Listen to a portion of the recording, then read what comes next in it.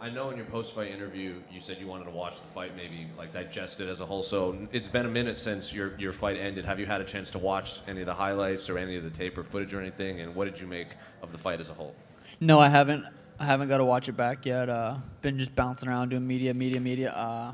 It's kind of a blur, to be honest. You know, he caught me with some good shots. Peter, tough dude, man. It's a tough Russian right there. So I'd like to really watch it back before I could, you know, dissect it. Is that the type of fight you expected him to bring? A very wrestling-heavy approach? I mean, I trained for it all. I'm training for an MMA fight. I didn't literally train, you know, I didn't just kickbox that entire camp. I trained for an MMA fight. You know, so I was prepared for a 15-minute war. I say that every single time I go into a fight. I'm prepared for a 15-minute war, and I expect them, you know, I plan on dropping them early, but I'm always prepared.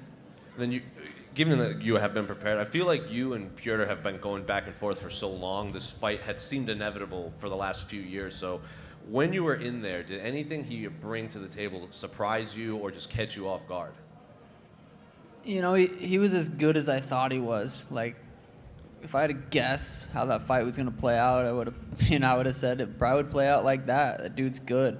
He's, you know, he was the #1 guy in the world. Pretty sure he was in the top 15 pound for pound rankings. The dude's a killer.